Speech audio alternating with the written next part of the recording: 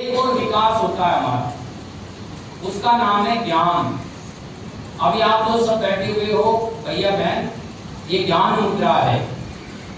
ऐसे अपनी से तर्जनी उंगली को अंगूठे से ऐसे मिला करके, ऐसे दबाना नहीं है, नाखून को दबाना नहीं है, केवल दोनों छोर मिलाने हैं और मिला करके तीनों उंगली सीधी रखनी है, घुटने पर सटानी है, घुटने से बाहर नहीं निकलेगी। इसका नाम है ज्ञान मुद्रा।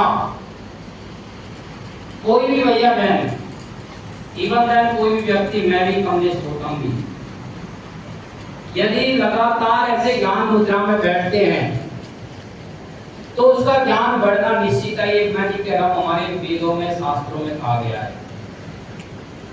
और देखिए, इस सृष्टि की रचना ब्रह्मा जी ने की है। ब्रह्मा जी ने ये धरती बनाई है, आकाश बनाया है, पाताल बनाया है, पानी बनाया है, अग्नि बनाई है।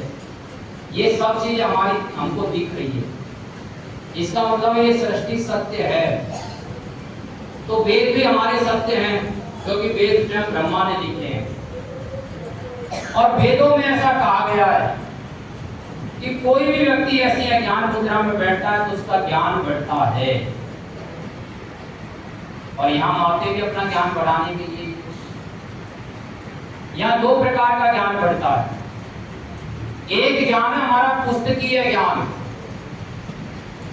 कालांश आते हैं, गुरु जी पुस्तक पढ़ाते हैं, हिंदी, गणित, अंग्रेजी, विज्ञान, सामाजिक ज्ञान। इससे हमारा प्रतिशत बढ़ता है, 96, 97, 98, 99, 100% तक आ जाते हैं। ये हमारा पुस्तकीय ज्ञान है। और एक और ज्ञान है जो ऐसे ज्ञान मुद्रा में बैठने से बढ़ता है। उस ज्ञान का नाम है समझ।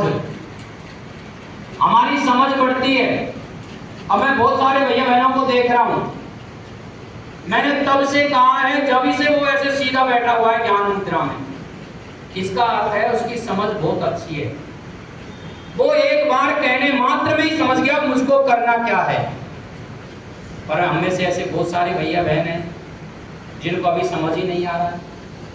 वो समझने की कोशिश तो कर रहा है, लेकिन उसके हाथ नहीं समझ रहे हैं, उसका मन नहीं समझ रहा है, उसकी कमर नहीं समझ रही है, उसकी गर्दन नहीं समझ रही है। उसका मन कहता है थोड़ी देर हाथों को ऐसे हिला ले, थोड़ी देर ऐसे गर्दन को झुका ले, थोड़ी देर कमर को ऐसे झुका करके बैठ जा। लेकिन जिसकी समझ बढ़ रही है, जिसको समझ आ रहा है, जिसके अंदर की ज्ञान शक्ति बढ़ी हुई है, अब इसके लिए बढ़ी हुई है, जैसे थोड़ी लगा के बैठा हुआ है, जिसकी मेधा का विकास हो गया है, उसने एक ही बार में समझ लिया कि उसको ऐसे बैठना है। ये समझ हमारी बढ़े, इसके लिए हमको ज्ञान मुद्रा में बैठना है। और हमारी समझ बढ़ रही है, हमें पता क्या चलेगा?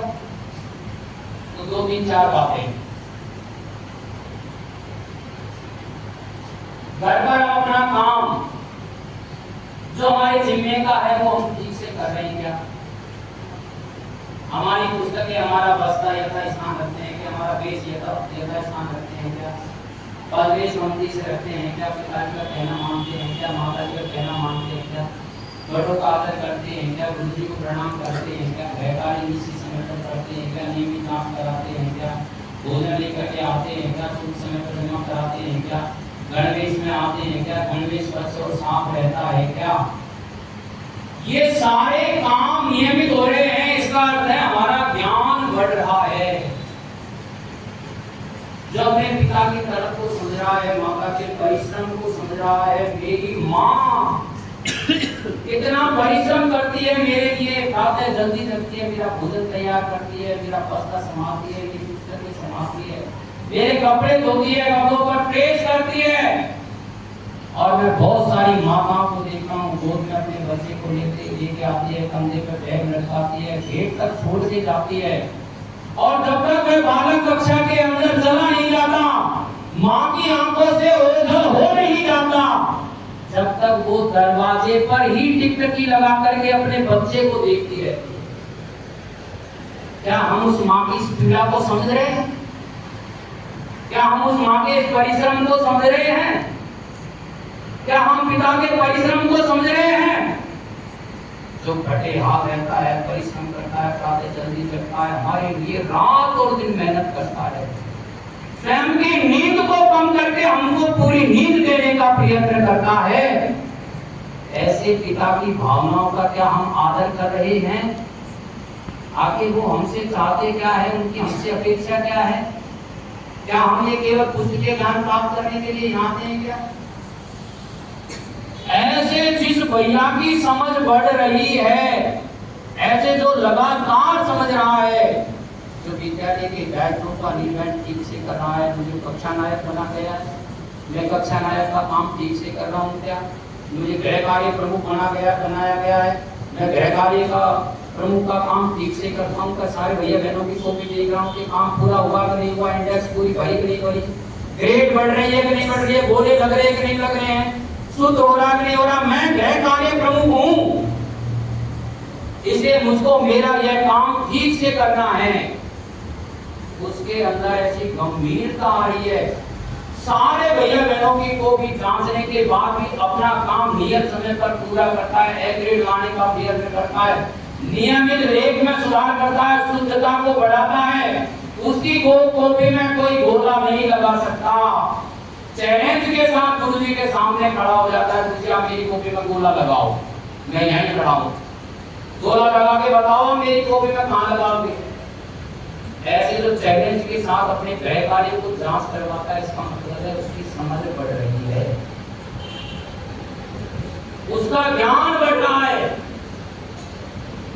अभी आपने देखा होगा उस पर समाचार पत्रों में, दूरभाष पर देखा होगा, मोबाइल में आ रहा है।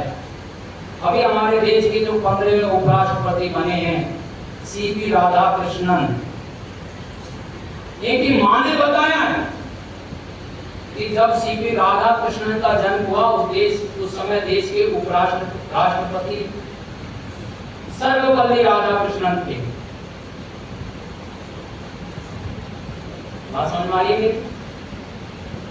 जब सीपी राधाकृष्णन का जन्म हुआ, तब देश के राष्ट्रपति प्रोफेसर सर्वपल्ली राधाकृष्णन थे।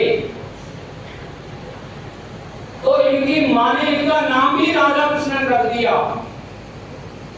क्योंकि वो भी शिक्षक थे, इनकी मां भी शिक्षक थी।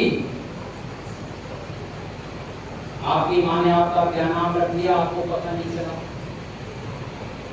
आपका नाम क्यों रख दिया आपको पता नहीं चला।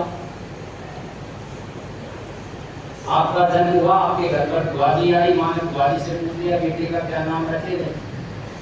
उसके पड़ोस में कोई मयंक नाम का बालक था, बुआजी ने कह दिया इसका नाम तो मयंक रख दो। आपका जन्म हुआ, आपके जन्म पर आपकी बुआजी आई, माता जी ने कहा मेरे लड़की का जन्म हुआ है, आप बताओ बहन की इस लड़की का क्या नाम रखें। तो बुआजी ने आप चारों तरफ निगाह घुमाई, उनके पड़ोस में एक ज्योति नाम की लड़की रहती थी, तो इसका नाम तो ज्योति रख दो। और आपकी माता जी ने भी आपका नाम ज्योति रख दिया, आपका नाम काजल रख दिया, आपका नाम मयंक रख दिया, आपका नाम सुभाष रख दिया।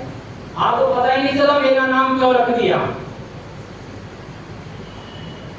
राधाकृष्णन को भी पता नहीं था मेरा नाम राधाकृष्णन क्यों रख दिया। मां को पता था कि देश के राष्ट्रपति राधाकृष्णन है, एक दिन मेरा बेटा भी देश का राष्ट्रपति बनेगा, इसलिए मैं इसका नाम राधाकृष्णन रखूं। और 62 वर्ष बाद वो समय आ गया कि जिस मां ने जन्म पर अपना सपना देखा था कि मेरा बेटा भी एक दिन देश का राष्ट्रपति बनेगा, इसलिए मैं इसका नाम राधाकृष्णन रखती हूँ, उस मां का सपना आज सीपी राधाकृष्णन ने पूरा कर दिया और 62 वर्ष की उम्र में देश के 15वें उपराष्ट्रपति बन गए। ये समझ के परिणाम है भैया बहनों। हो सकता है आपकी माताजी ने आपका नाम ज्योति क्यों रखा है, आपका नाम मयंक क्यों रखा है, जो भी रखा है, अब हमारी समझ इतनी बढ़े कि वो रखा गया नाम हमको सार्थक करना है। अपनी माँ के अरमान हमको पूरे करने हैं, पिता के परिश्रम का हमको झुकाना है।